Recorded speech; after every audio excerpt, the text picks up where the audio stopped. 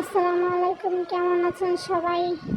আজকে আমি রান্না করবো থোড়া, কলার থোর যাকে বলে। আমাদের এখান দিয়ে এটাকে থোড়া বলে পরিচিত, সবাই থোড়া বলে গ্রামের দিক দিয়ে। এই তো এটাকে এখন আমি বেছে নিচ্ছি। এখন এটা মোটামুটি প্রায় বাঁচা শেষের দিকে, এটা সম্পূর্ণ কেটে ফেলা হয়েছে। এখন এটাকে ভালোভাবে ধুয়ে নিয়ে এখন কেটে দিব কিছু আলু। এই তো আলুগুলো ধুয়ে নিয়েছি, আবার থোড়াগুলো ধুয়ে নিয়েছি। এখন সব কিছু কমপ্লিট করে কড়াই চাপিয়ে দিয়েছি, তেল দিয়ে দিলাম। এই তো তেলটা গরম হয়ে গেছে, এখন কিছু পেঁয়াজ বাটা দিয়ে দেবো। নাড়িয়ে চাড়িয়ে মশলাগুলো ঢেলে দেবো। মশলাগুলো আগে তুলে রেখেছিলাম, এই তো মশলাগুলো ঢেলে দিলাম। এখন হালকা নাড়িয়ে চাড়িয়ে এটা একটু কষিয়ে নিতে হবে। এখন একটু দিয়ে দেবো পানি, হালকা পানি দিয়ে এটাকে একটু ভালো করে কষিয়ে নিলাম। এই তো প্রায় কষানো শেষ। এখন এটাকে তেল বেশি উঠেছে, এখন দিয়ে দেবো ধুয়ে রাখা থোড়াগুলো। এই তো দিয়ে দিলাম, হালকা নাড়িয়ে চালিয়ে নেবো। এটাকে এটা ফাঁপ দিয়েও খাওয়া যায়, আগে অনেকে ফাঁপ দিয়ে নেয়। আমি ফাঁপ দিলাম না, কারণ হলো ফাঁপ দিলে কালো হয়ে যায়, এর জন্য ফাঁপ দিয়ে নেই।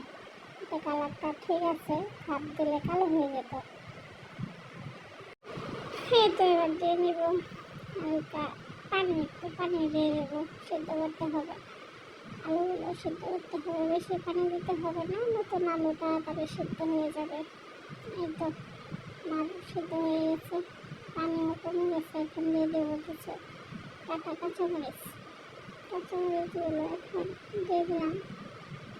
আমার রান্না প্রায় শেষের দিকে। এই তো হয়ে গেছে, পানি একদম কমে গেছে। এখন এটাকে নামিয়ে নিতে হবে। গ্রাম অঞ্চলে এটা আসলে অনেকই পাওয়া যায়, কিন্তু শহর অঞ্চলে খুব বেশি একটা পাওয়া যায় না, তারপরেও পাওয়া যায় মাঝে মধ্যে।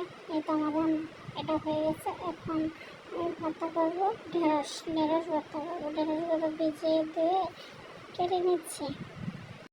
এটা ভাতের ফাঁফে দিয়েও সিদ্ধ করে ভর্তা করে খাওয়া যায়, কিন্তু আমি ওইভাবে করতেছি না। এটা আমি আলাদাভাবে সিদ্ধ করবো কড়াই বসে।